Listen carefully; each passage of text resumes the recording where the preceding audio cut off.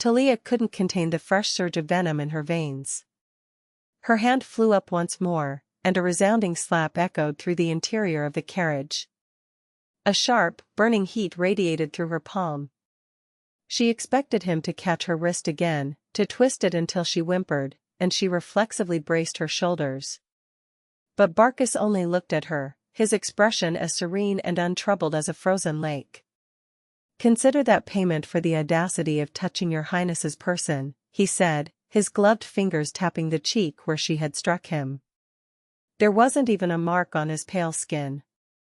"But I have no intention of indulging your tantrums any longer. Let me remind you, I am no longer your knight." With those final, icy words, he stepped out of the carriage and slammed the heavy door shut. Talia remained frozen, pressed back against the velvet seat.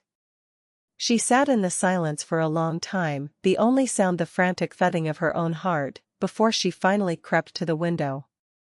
Varkas was already gone. He was nowhere to be seen in the bustling courtyard, only the servants frantically unloading her excess trunks and that new, foolish knight of hers barking orders to speed them along. She felt a desperate, clawing urge to leap out of the carriage and strike down every one of them for their insolence. But she knew if she did, Varkas wouldn't ignore it. He had never tolerated cruelty toward his subordinates. She remembered the day she had cut the hair of a maid who had dared to touch his cloak. The look he had given her then was so devoid of humanity, so utterly cold, that it had haunted her dreams for months. Talia yanked the curtains shut with a violent tug. Nursing her throbbing hand, she curled into a ball on the seat. A short while later, the blast of a horn signaled the start of the journey. The carriage lurched, then began to roll forward. The pilgrimage, a journey that promised to be a lifelong nightmare, had begun.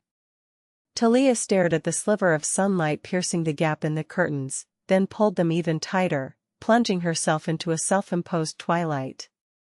She closed her eyes and imagined the entire procession marching straight into the maw of hell.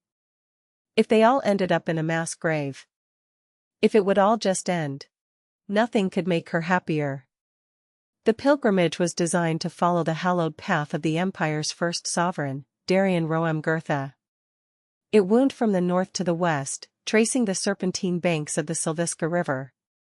In an era when the continent had been fractured into 10 warring kingdoms, Uden, Dristan, Balto, Gwyn, Osiria, Libidan, Erex, Valis, Dumnos, and Sikan, Darien, the Prince of Gwyn, had fled the Balto invasion of the Central Lands. He had been adopted by his uncle, Ducal Lender, the leader of the Osirian people. Darien eventually united the disparate tribes of Osiria and gained the backing of influential lords across the continent. He launched a crusade to unify the 10 kingdoms, and after 20 years of blood and steel, he achieved the impossible, the birth of a single, mighty empire. The procession leaving the Imperial palace was a sacred ritual, a living recreation of Darien's conquest and a display of the dynasty's absolute power. It was an affair of unimaginable splendor. At the head of the column, mounted on a massive golden charger, rode the crown prince. He was followed by 100 Imperial guardsmen, their banners snapping in the wind, emblazoned with the Imperial crest. Behind them came the carriage of the first princess, Talia Roem Gwirta, escorted by her elite personal guard.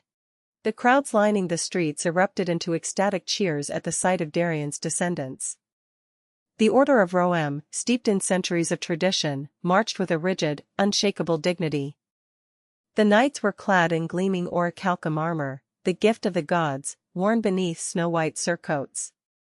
Beside them marched the heavy infantry, their silver shields catching the midday sun. Their steps were a single, thunderous heartbeat. Women cast flower petals in the path of the knights, and bards sang hymns to the glory of the Roem Gwirta line.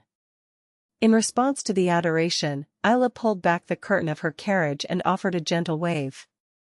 The crowd gasped. There was no one in the Empire who embodied the ideal of a princess as perfectly as Ayla. Her posture was as graceful as a lily, her skin possessed a delicate porcelain glow, and her emerald eyes shone beneath a crown of thick, dark hair. People strained their necks for a glimpse of her, some following her carriage as if hypnotized. Had the guards not been there, the press of bodies would have swallowed her whole. But when a second carriage appeared, one that was almost aggressively opulent, shimmering with gold and ivory, the festive atmosphere died instantly. An icy, suffocating silence fell over the streets.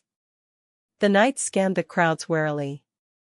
The cheers had vanished, replaced by a low, jagged murmur of whispers. Everyone knew who sat inside that carriage, the infamous second princess. People recoiled as the carriage passed, their gazes a volatile mix of curiosity and naked loathing. Some made the sign of the cross, others spat upon the cobbles. The knights could only offer a bitter sigh. The reaction was entirely predictable. There was not a soul in the capital who hadn't heard of the malice of Talia Roem Gwirta.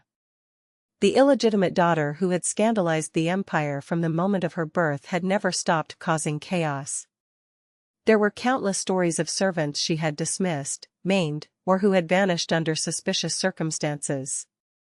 The people looked upon her with a cold, unwavering contempt. "Would your highness be so kind as to pull back the curtain and greet the people?"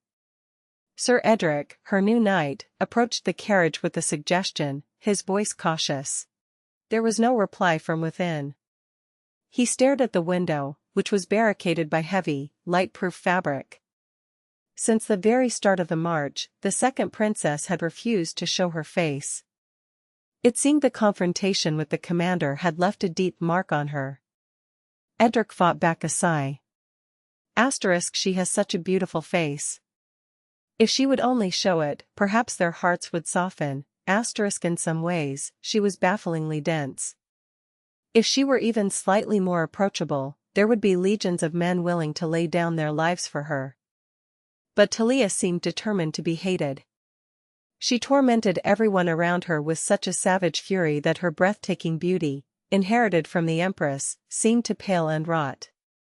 How many knights had broken under the weight of her temper? Varkas, who had endured her for 7 years, seemed like a saint in comparison. Though I doubt he endured it out of humility. Recalling how his commander had practically tossed the princess into the carriage like a sack of grain, Edric turned his gaze forward. Through the rows of marching knights, he could just make out the figure of Varkas, his face hidden beneath a deep black hood. It seemed even the commander had reached his limit with Talia Roem Gwirta.